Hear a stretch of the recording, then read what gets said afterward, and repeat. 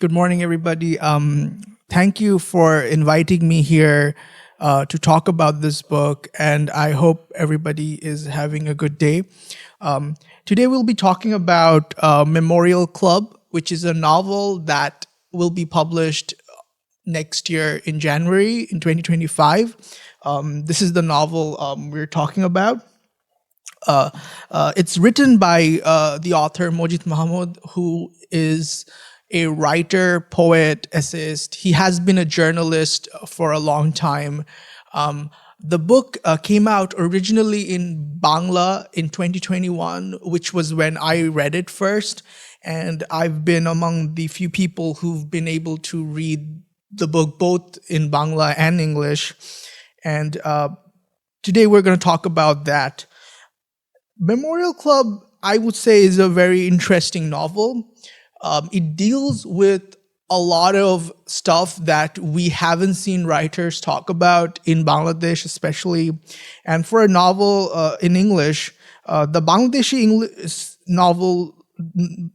novels in English has never had that resurgence as much as we would like to pretend it did.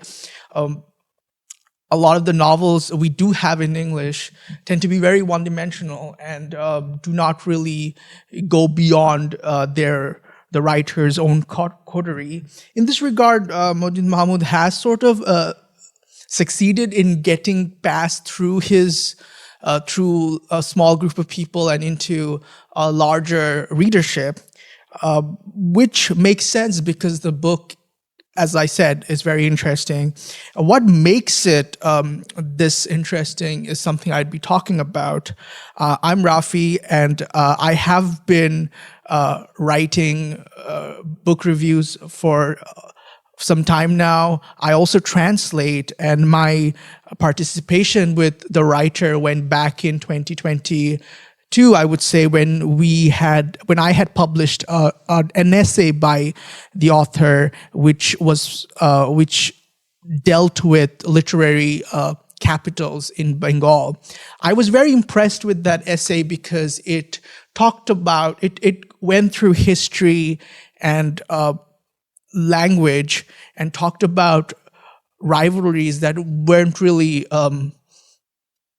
natural in a way, and I thought the way he did that was very interesting, and the same sort of dynamics we see in that novel, we see in this novel as well.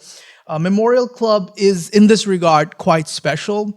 To me, it is quite special because I've been privileged enough to read it for a few times now, and I really enjoy some of the stuff there. Let's talk a little bit about the background and where this novel is coming from. So Mozid Mahmud, to my knowledge, the author spent his childhood in a village in North Bengal. And then he uses those experiences along with his time as a journalist working in Dhaka, and he weaves through a sort of narrative which goes into the past and to the future, and and has the urban meet the rural very climactically, I would say. In that regard, Memorial Club is very fun to read. There is a lot to discuss because even though it is I can see here a very short novel, but when it comes to the substance of the novel, it is vast, I would say, because it talks about a lot of things. The justice system, it talks about the relationships we have with our family and we have with society, the expectations we have, and it also talks about love, which are very important. I would say these things make the arguments of those things in the book are very interesting. So let's start by talking about what goes on in the book. The book deals with the character of Hasan, who is a journalist, but he's also very into himself. He's very, I would say, he's very lonely in a way. He doesn't. He feels slighted by the universe, and so he ends up. He has a wife, a pregnant wife, but he doesn't really care much for her. He has a colleague by the name of Bilu, who also is a big character, and he has a sort of chemistry with her. They both like each other, but the situation is very complex there as well. So Hasan is, as a character, Hasan is quite special. And I say that in a lot of ways because the novel deals with Hasan getting out of his office one day at night, and then he is approached by two underage prostitutes. And we're not told that they're underage, but it is implied that they are. And then what happens was he doesn't approach them, he doesn't respond to anything, but he doesn't also say, doesn't repulse them, he doesn't tell them to go away. And in this momentary confusion, the police come over and arrest Hasan. And so that's what that's the crux of the novel. So we see Hasan being taken to the police, and he's in jail, and we see the fallout he has with his family, and the hallucinations and the memories he has while in detention. And the novel sort of keeps that moment and uses that moment to talk about a myriad of issues. That I felt was really interesting because it gives us the opportunity to talk about Hasan's character. And I would here say that a lot of the novels that I have encountered in Bangla, in the original Bangla, tend to be very male-oriented, and the characters are always sympathized. The male characters are always very sympathized, and the way even female characters are written, they're made to do things that the male character would want, or where the male character would get venerated. This is something that I feel the author plays around with, this very notion of writers using their characters to advance certain prejudices. And I think Mahmud very cleverly talks about these things, where a lot of the times we see Hasan being the usual typical man. He has very little going on for himself, yet we see a lot of characters being enamored with him. We see the character of Bilu, who is very evidently a very independent woman, but the independence we see her having is essentially one that the author would want to see females have.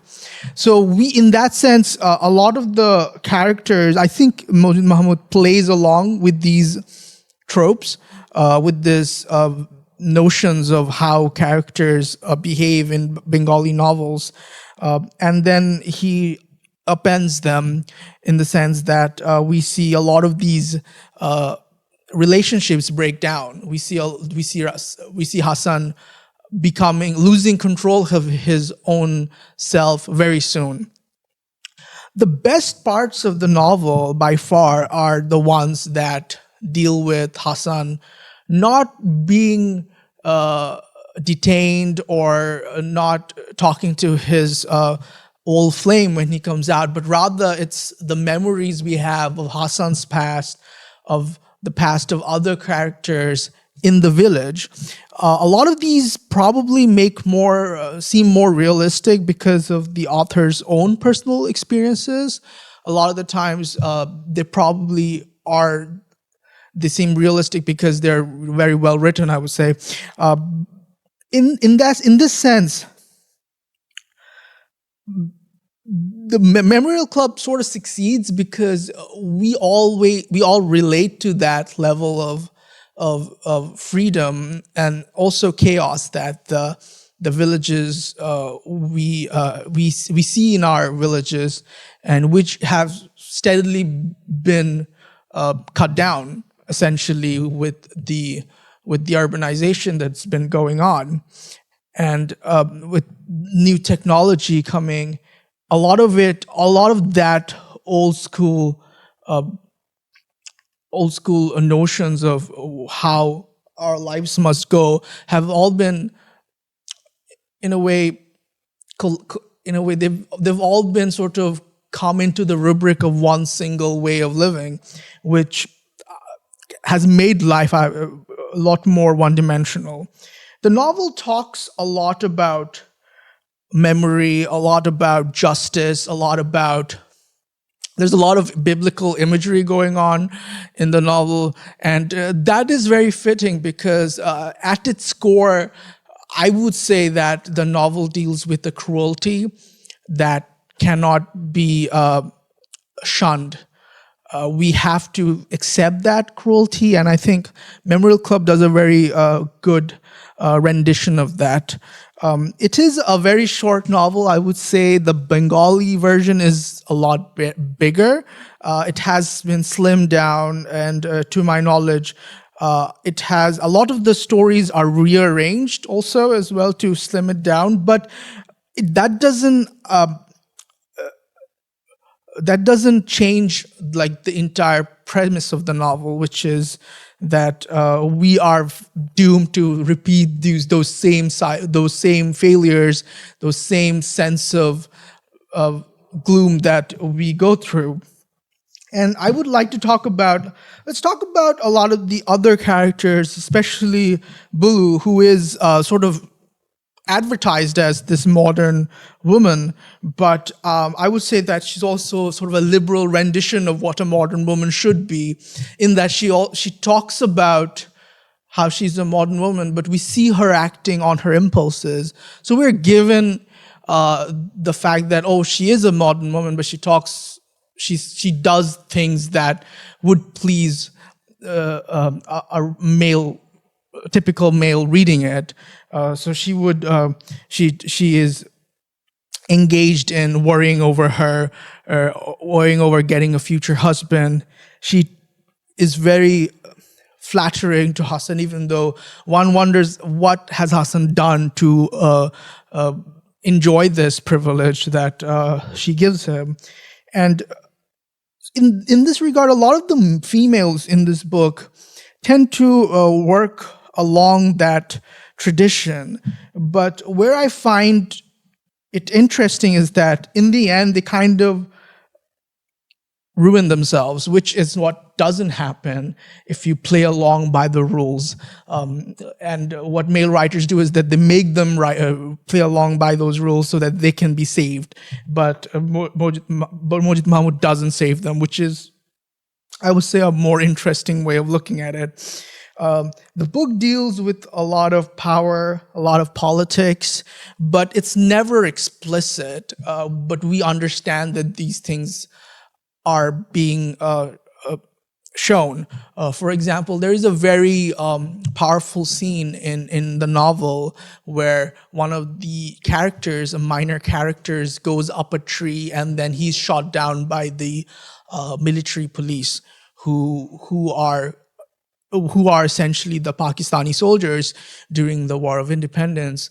And when Mozid Mahmud talks about his experiences during the Independence War, you'd probably hear that he talks about how his own house was burned during 1971, and he was a child at the time, and they had to move elsewhere. So these are things that he experienced, I suppose, firsthand, and that's where it comes from, and that's why those scenes tend to be very real. And the way he talks about those scenes, the way he weaves the story to make those scenes come alive is, I would say, I enjoyed those as well. Memorial Club is the author's first novel, which at this stage of his career, it seems very surprising because he has been writing a lot of poetry, a lot of short stories. So why has it taken so long for a novel, even one that is so short a length, to get published? And then I've heard that it took 20 years to write, and one can understand it when one reads through it, and it's got a lot of, you can see the arguments of 20 years, and you can go through all of it while you read it, and that's very pleasant. We see that often when we read a novel, it's sort of static. In the case of Memorial Club, that isn't the case. It's not very static. It seems like when you read it, you feel like you're going through time. And I would say that's very interesting, because very little writing moves us through decades of history, which Memorial Club does it very well. The use of structures in the novel makes it very interesting, because what Mozid Mahmud does is he uses the same structure to talk about rural institutions as much as the institutions in the cities. But what happens is, since in the novel, the villagers are sort of left to themselves. It's a very anarchist way of looking at things. And it seems like they kind of make things happen. They make things work. Whereas in the city, all the characters are very unhappy. We have the people at the newspaper Hasan works, where everyone seems to not be happy with how their life is going. And you wonder, why is that the case? Is it because they're completely sort of smothered by the administration that they have to live under? And which is something you don't find in the villages, or the villages he describes. But in that same strain, we also see a lot of chaos happening. We see a lot of punishments being meted out that seem arbitrary at some point, at a lot of the stages. But still, what I'm trying to say is that even if those punishments seem arbitrary, there seems to be a freedom there. For example, there is a very famous character. There's a really prominent character in the novel by the name of Yasin, who gets caught doing something he shouldn't be.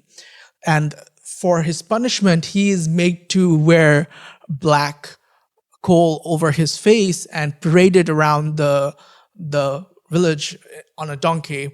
It is a very insulting thing to do, but at the same time, if this was a crime that Yasin had committed under an occupation or under an administration, he would be going through the system. Here, he isn't going through the system. He's going through a sort of arbitrary, negotiable outcome, which does not bear well for him. But at the same time, we see that there is a freedom that we can find from these scenes that is not present in Hasan's present life. A lot of the novel, especially in the end, deals with social expectations, such as Hasan's wife, who is pregnant, cannot accept the fact that this scandal just occurred, and it doesn't matter to her whether or not Hasan was right or wrong, but it mattered to her that this was something that people knew about, and that's why it affected her. And we understood that this was something big, and a lot of the times these social expectations is what kills life, and we see that happening to Hasan. But it would be wrong for us to only sympathize with Hasan, because, as we said, that there is the trope that the author is going along with, where we're supposed to sympathize with Hasan because he is the main character. We're supposed to see what he does and yet believe in him, that he has been innocent, but we don't really know if he has been, because a lot of Hasan's narration is very unreliable. So there is that complexity that should we believe Hasan? Because for what we see happen usually is that when these cases sort of work, the man isn't usually innocent, and so it would be wrong for us to believe him. But that's, I think, what Memorial Club succeeds in doing, is that and we end up sympathizing with someone who is not a very likable character in any sense of the word, but we end up sympathizing with him. We end up sort of believing that this is how he thinks. It's a very circuitous way of thinking. This is how he really thinks, and that the love he gets, he deserves it. But Mozid Mahmud, the author, plays along with this, and in the end, we see that he doesn't let them go easy. He ruins the characters he ruins their lives. So that's where I think the novel succeeds, is that the punishment that we're told is a cycle of history is something he doesn't take away from his own characters as well. Because we are also part of history, and so are his characters. And I think I would recommend Memorial Club to everybody, because there are many stories here, and you get a full scope of how life is. I wouldn't say that this is a novel that typifies Bangladeshi society, because if you're going to read this novel to learn about Bangladesh, then that would be the wrong way of looking at the novel. The novel is very universal in this regard. It is about Bangladesh. It is set in Bangladesh. It is about Bangladesh, but it also is about a lot of other things. It's about it's about family. It's about the expectations we have of family. It's about crime. It's about how we are often denied the justice that we seek. And more importantly, it is about who do we seek this justice from? Because who do we consider as authority? In the very beginning of the novel, Hasan rejects authority in itself when he does not want. When the inspector when the police officer who arrests him asks him or wants to talk to him, he completely denies him that. He doesn't talk to him. He says, "You can do whatever you want," which leads to his detention further. And so we see that Hasan rejects that authority right in the beginning. And that perhaps may harken back to how the anarchist way of living that he had in his childhood. So we see that there is a lot of play of authority in the novel, and which is something worth reading for. To conclude, Memorial Club, I hope Memorial Club gets a good recognition, gets the recognition it sort of should when it comes out. I've been privileged to get a advanced copy, and being able to talk about this in this setting is really nice. And this has been quite interesting and an educated experience to know more about the author and this book that he spent so long talking about. There are many things to discuss in this book, and I'm very happy that I get to do this. Thank you. Thank you, everybody, for sitting through that introductory essay. I would now like to talk to Mozid Mahmud, the author, and ask him a few questions about his experiences in writing this, and in general, anything that interests us. We would be talking, I would invite him onto the stage, and we'd be talking a little bit about this new book. Thank you, and I would appreciate if you all stick around. Welcome. Let's welcome Mozid Mahmud to the stage. Thank you.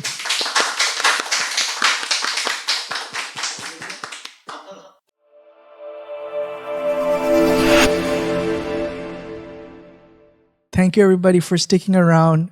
I have with me now Mozid Mahmud, the author of Memorial Club, which is due out in January of 2025. I'm really excited to talk to you about this book. We're going to talk a lot about what made this book to the path of this book to publication, along with your experiences and life as a writer. To start off, Mozid Mahmud, Mozid Bhai, as I call you, tell us a little bit about the publication process of Memorial Club. It was originally published in Bangla in 2021. Then now it's being published in English in 2025. How excited are you? What was the whole process like? Please tell us a little bit about all of that. Thank you, Rafi Shams. Actually, it's a great event to me because it's my first novel come out from English and international novel as international novel. You know, this novel first published in 2021 in Bengali. Actually, it's my new experience. You know, it's my first novel. It's come out from USA as international publications. It's first. It's published in Bengali. But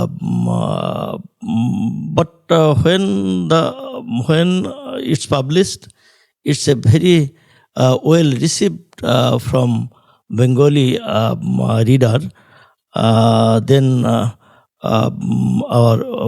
my novel we are try to translate, and after translation we are looking for foreign publisher, and you know, it's a very long process and hard laborious also. So it's my I am very exciting about this event. I've noted, since I've read both the book in Bangla and English, so I know that the Bangla book is a bit bigger and the English novel, if I can show it again, is a little slimmer. Can you tell us a little bit about the differences in the original and the translation, if you can? Thank you. Actually, Bengali novel and English novel, Memorial Club, is almost same. Story is same, but English version is very concise and slim down because many of its process go through many of editing. Many of editor face the books, and we cut down which will not be needed, we feel. So it's not story more or less same. How has your experiences as a writer helped this novel? You mentioned you were a journalist for a long time. You lived your childhood in your village in Pabna. Tell us a little bit about how those experiences have made it into this novel. It's at first it's a novel, not my biography. At first, I would mention, but many of experience, many of things, many of learn, which already I learned from my from life. You know, I was born in remotest village. It's named Chorgorgori, northern part of Bangladesh. And then when I come to Dhaka, capital city, and here I achieve my MA degree, and when I got a job, journalist, many of things which happen in my eyes, and many things I directly faced. So little bit experience are as like me, and especially Hasan character is Hasan is main character, protagonist. Our story, Memorial Club's story follows to Hasan, and Hasan sometime as like me. Thank you, Mojid Bhai, for that answer. I wanted to know about a little bit. I want to know a little bit about your career as a writer. You have been writing poetry for a long time. Had translated your essay a couple of years ago, so I am a bit intimately aware with your work. Would we get more novels from you? Since this is the first, are you writing more novels? Can you tell us a little bit about that? Actually, I am a full-time writer. When my boyhood, when I was a little boy, I started writing in 80s, and gradually, and many of books I have been written. Novel is not new for me. Before I write a storybooks named Relationships in 1986, before long. And if the Memorial Club is my first novel, but it's started in 90s, 1998, when I was in Dainik Bangla journalism, my works. And at least 22 years ago, or I have been finished it 20 years, 22 years. In the meantime, I write one novel, especially it's a subject on Kazi Nazrul, our rebel poet. He's based on his life. His life was very misery, very tragic life.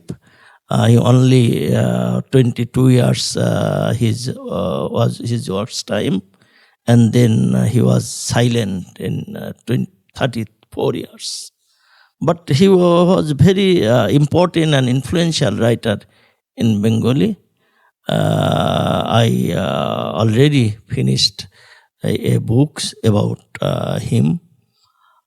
It's maybe it's my second novel, and it's already translated, and I'm trying to a international publisher also. This is very interesting that you have all these books out and you're writing so much. Can I ask you about your writing process? Do you write every day? How do you find the time? You said you're a full-time writer. How do you manage it? I would say, what's your writing process like? Actually, I live in my writings. When I was working in my office place, I went everywhere. I feel always I am writer. When I wake up in morning, and it's everyday works finished, I sit down before my table, writing table, and I start writings. Not exact time or not fixed. If we can get back to the novel a bit, how would do you characterize this novel as being about? Do you think it's about power imbalances? Do you think it's about the structures of oppression? Because it doesn't deal with a single event, but works its way through history.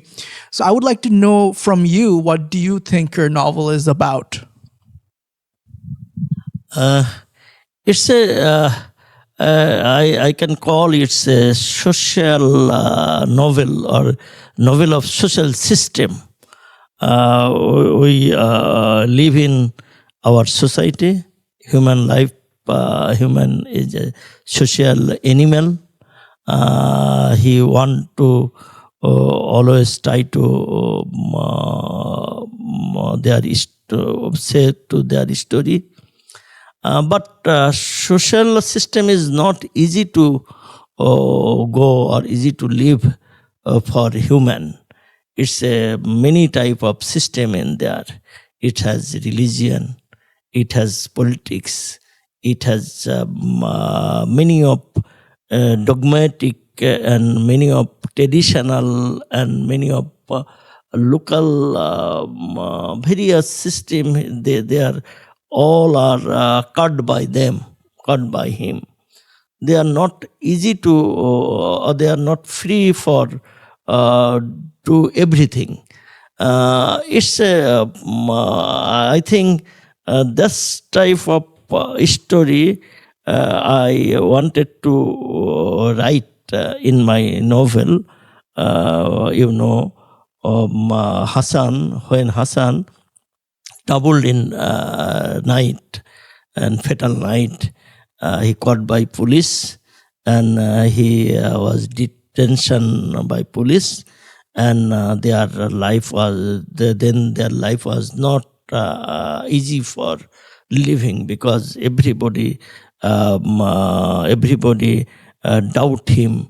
He is a criminal. He was not a good man. They feel even his wife, Hasan's wife, and Hasan's colleagues, Hasan job place, they became difficult to him. Then he memorized.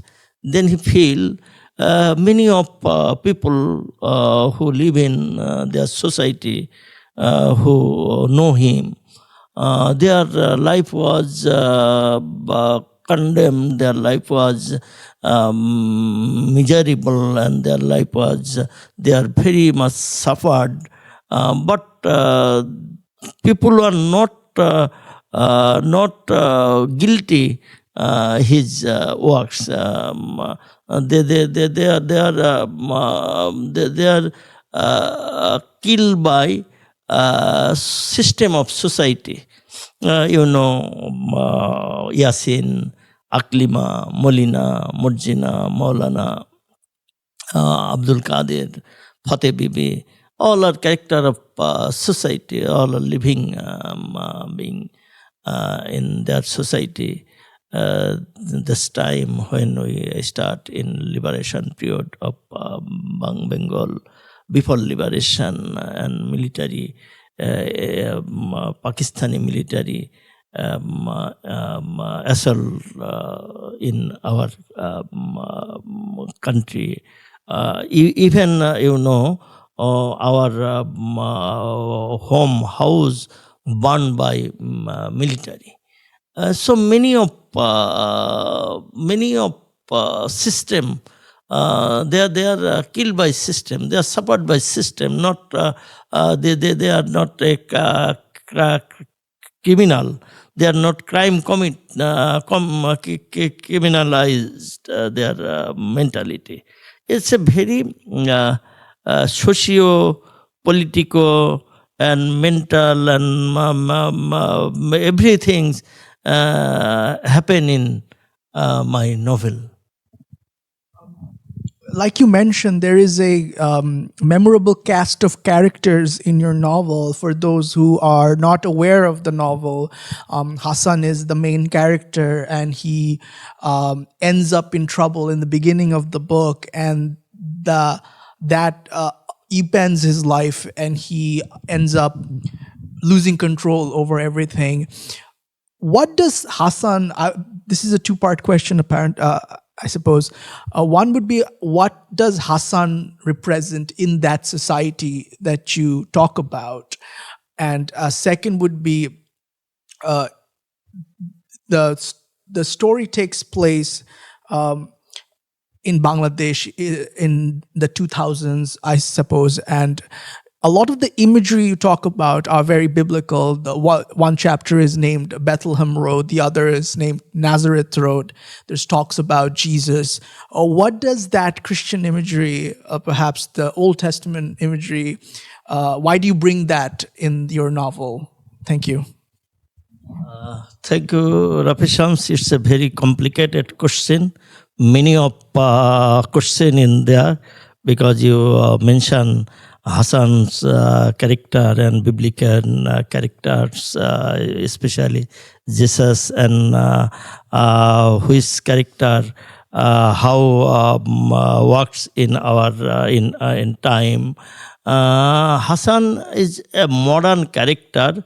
You know, many of changes happen in our society, especially 2 or 3 decades ago. Bangladesh was agrarian society. There are many many of things which they used. Even there are everyday things all are depend on agrarian cows and plows and field, and there are many of paddy, and they are living there. There's not in their village township in there. But Hasan, first generation who came to it's urbanized, and the Hasan is a very sensible character, and he is very but when he faced many of problem, he is very depressed. He disillusioned his job, and he's dissatisfied with the pregnant wife, and yearning his self-minded colleagues Bilu, and all things who is he faced. He's not he feel it's not a true it's not a proper. So many of character who are known him, he always explain him in that way, that type of it. But you mention especially biblical character, especially Jesus. Jesus is not only biblical; it's a Quranic also, because Muslim and Christianity also same come from same ground also. And Jesus, we know Jesus was not a father; he was a very lonely person, and he lonely person, and he crucified their claim, their proclamation. But we do not things in rationally. In maybe it's a scripturally it's true, but life is many of life as like as Jesus also, because many of people we know, many of children we know, they are not father and mother because they are orphan, or even you look down to Israel and Philistine also. Every day Philistine pound bombing, and many of fathers died, and before born their child, and they do not never seen their father, and he feel always many of children in there. And I do not know how we face the challenge and face the challenge. Always life is not easy, even before and in present. It's one kind of resemble. One kind of resemble. It's not a. This problem is not in now. This problem was before also. You mentioned the agrarian the society which is not there anymore. Do you think we have lost something from that? Do we have we lost that innocence that there was? Because I was talking about this very aspect where we had that we have that this sense of society, of not having father, of losing that authority, of not having a father, and that has been present in both the rural villages and in the urban area. But it seems that when it happened in the villages, people really didn't really matter that much because we were able to cope through it. But in the cities, that's not the case. We see your character Hasan almost losing his mind. Can you tell us a little bit about whether we lost something? Did we lose something? Actually my story is bit conflict between or resemble between this environment, especially village and village agrarian society and modern and changes society in a new civilization. But it's not a very different from agrarian society because our sufferings exist is same, stay in same because Yasin, Molina, Aklima, they are suffered by their societies, people, society system, and Hasan suffered their urban society. So I do not know. I do not exactly say to which was better, which is lost heavily. It was better, or it was. I do not exactly mention because sufferings is the same 200 CR, 300 CRs, especially when our epic poets write down a hero's life. There are many suffered, sufferings they are faced. And nowadays, sufferings are in a constant. It's not change and loss. But we know our life is man is actually man is a son of technology. Technology every day changes. Technology we are followed technology. Our livelihood is changes. Our we are very dynamics changes, but suffering is not change. Our village life or urban life. I do not exactly. It's a what's the difference between them. We're running out of time here, so I just have one last question to ask Mozid Bhai. What do you want readers to take away from this novel? What is the one thing you want readers to know about Memorial Club? Thank you. Actually, I think whole novel is important for reader because they actually know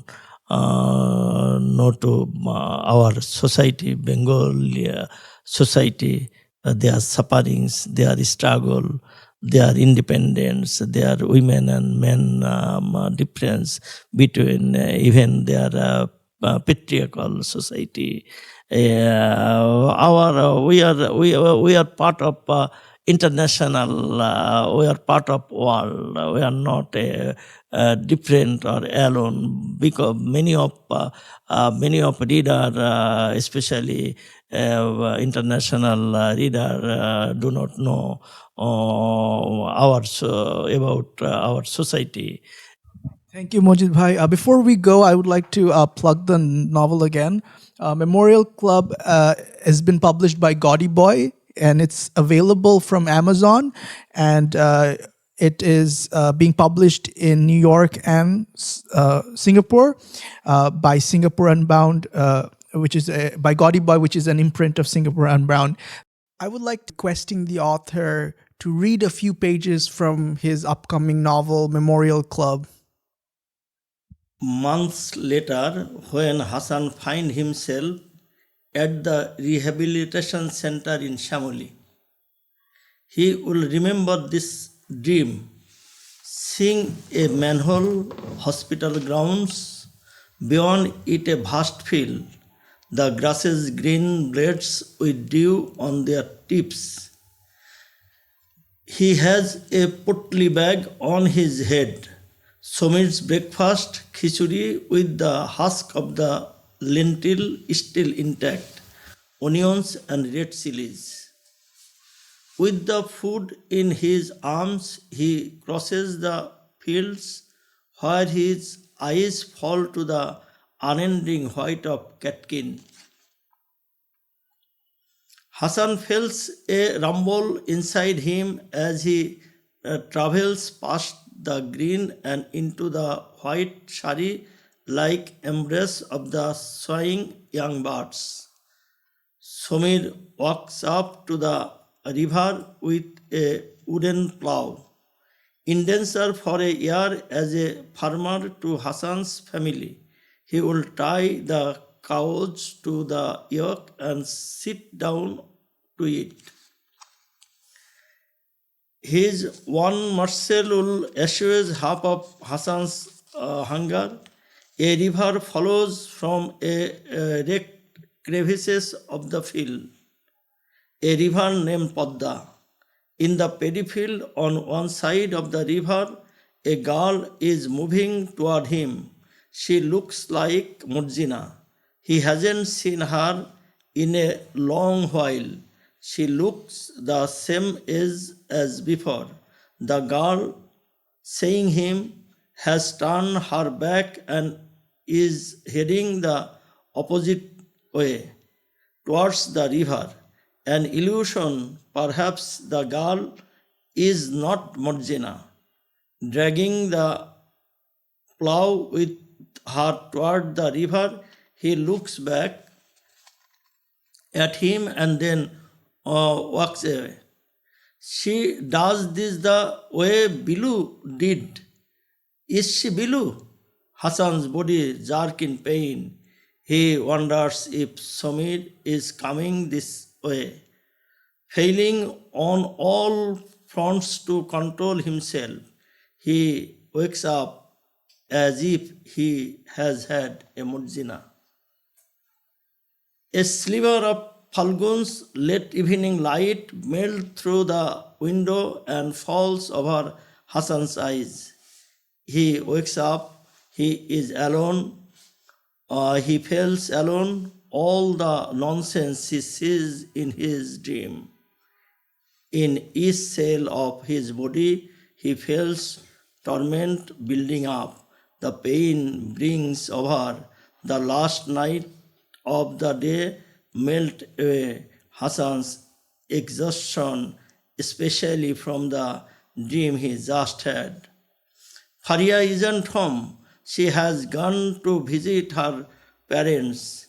He lies in bed, his legs straight. There's little energy left in him. Faria will soon be a mother. The prospects of fatherhood live in unnerved. He feels like he is too young for it. He is in his 30s. He's graduated from university. result and his university a while ago. His father died recently. Hassan's good university result and his job don't provide him with any pleasure. His marriage, which look place too quickly, does not either, much to his chagrin.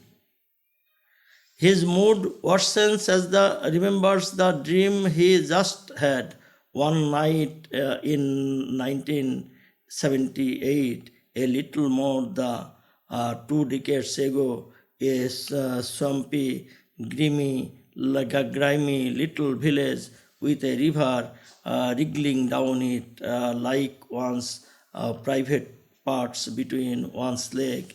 A river where Hassan learned how to swim in his childhood. Today this river is drying. It dries up naked with the first murmur of winter. Hassan must have learned how to swim like the freshwater insect, the diving, the floating on your back, the going away somewhere and touching the other things within the water. Who had taught him this? Murjina or Somir, or perhaps even the family's brownish cow. Murjina had said, "If you don't know how to swim, how will you catch me?" She used to live on the other side of the river. Their tin shed house facing south had a palm tree beside it. The tall tree was a source of pride for the village, especially for Hassan during his adolescence.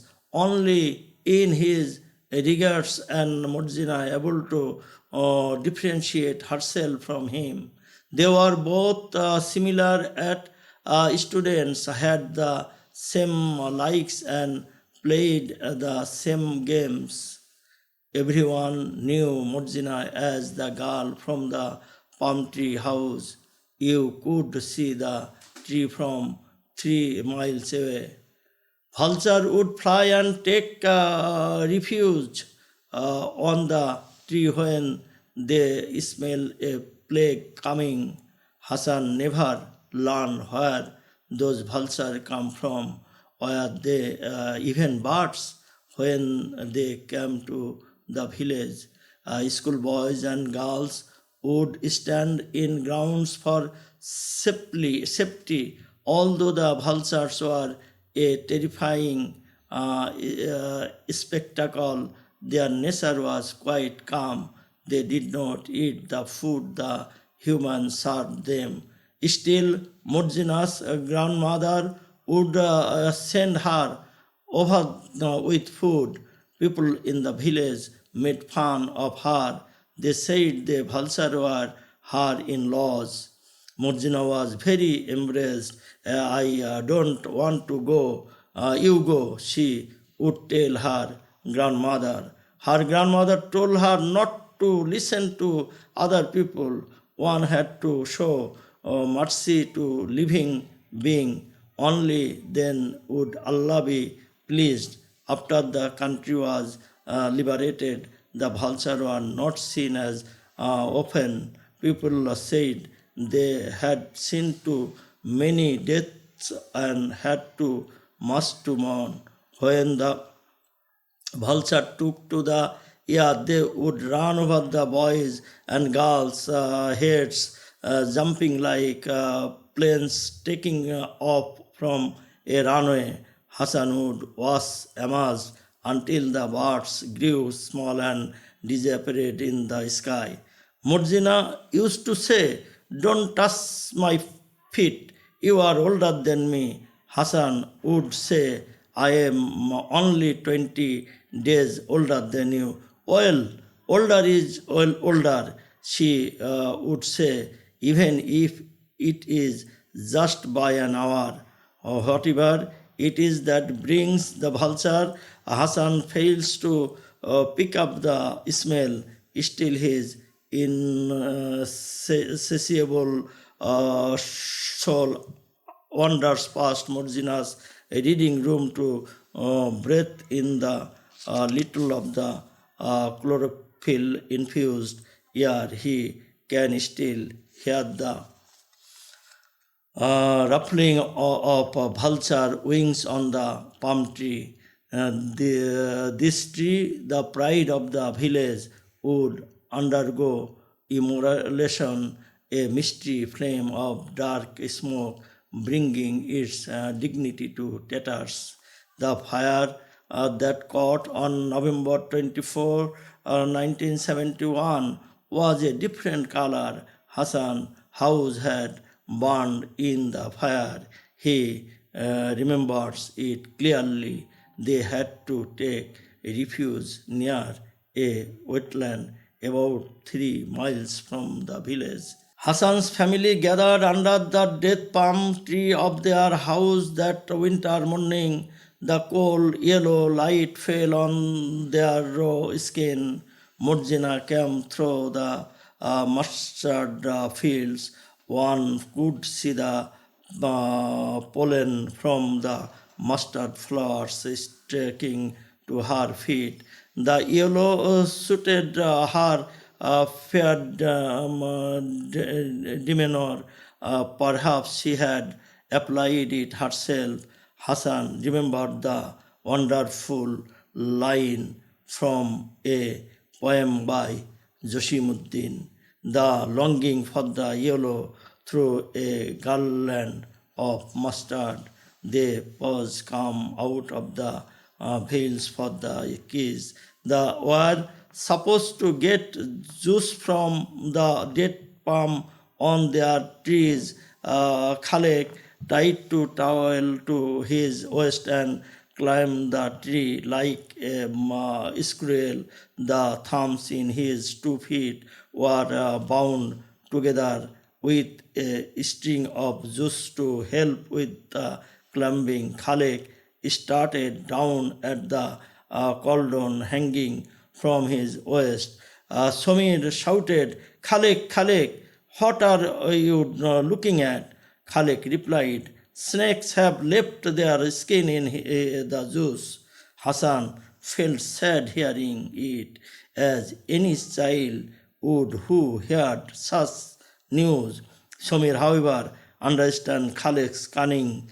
No one would want to drink dead palm juice after hearing such things. Bring it down either way, he told Khalek, under the gaze of inspecting the inside of the cauldron. Khalek inserted a straw and draw a fair amount. This was why most never called him her help, even though he was a master at climbing trees. Even those other were scared of. The village elder Fateh Bibi had foretold Khalek would die falling off a tree. Whenever Khalek climbed a tree, many anxiously waited to see if the prophecy would come true. Thank you, everybody, and thank you, Mojid Bhai, for making the time to come here. Thank you.